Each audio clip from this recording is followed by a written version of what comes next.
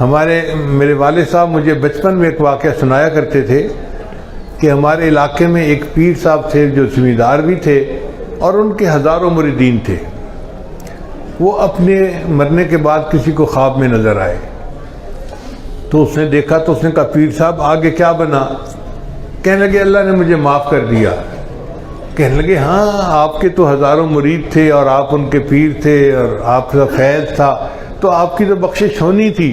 اس نے کہا نہ میاں نہ، وہ مریدوں والا اور یہ دعوت ارشاد والا تو عمل پیش ہی نہیں ہوا، اس سے پہلے ایک چھوٹا سا عمل تھا جو مجھے یاد نہیں تھا، اللہ نے اس پر مغفرت کر دی۔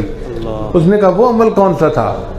کہنے لگا کہ میں دیہات سے تعلق رکھتا ہوں، ہمارے ہاں سال میں ایک موسم ایسا آتا ہے جب چارے کی کمی ہو جاتی ہے، تو اس وقت میں جو غریب لوگ ہوتے ہیں نا یا تو وہ چارہ خریدتے ہیں اور کچھ ایسے ہوتے ہیں جو چوری کر لیتے ہیں دوسرے کا چارہ، رات کو اپنے جانور چرا لیتے ہیں تو تنگی ہوتی ہے۔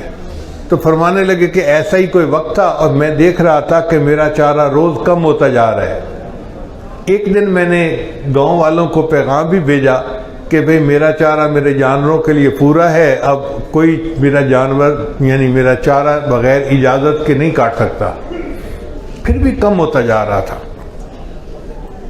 فرماتے ہیں ایک دن میں نے ارادہ کر لیا کہ آج رات میں پہرا دوں گا اور جو کوئی اپنے جانور چرانے آئے گا نا میرے کھیت میں تو میں اس کو تنبیہ کروں گا، ملامت کروں گا کہ بھئی تو ایسا کیوں کرتا ہے۔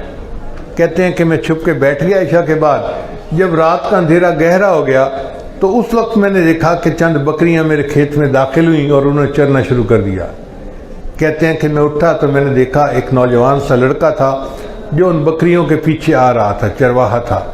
کہتے ہیں کہ میں اس کو پہچان نہ سکا تو میں نے دور سے پوچھا ارے بھائی تم کون ہو؟ کہتے ہیں کہ جب میں نے پوچھا ارے بھائی تم کون ہو تو اس نے اپنا نام بتایا، میں احمد ہوں۔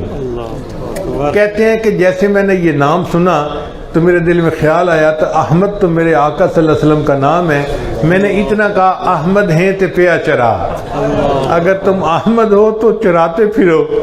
کہتے ہیں میرا یہ عمل اللہ کو پسند آ گیا، تو نے کہا تھا احمد ہیں تے پیا چرا، چل میں نے اس کے بدلے تیرے سر گناہوں کو معاف کر دیا۔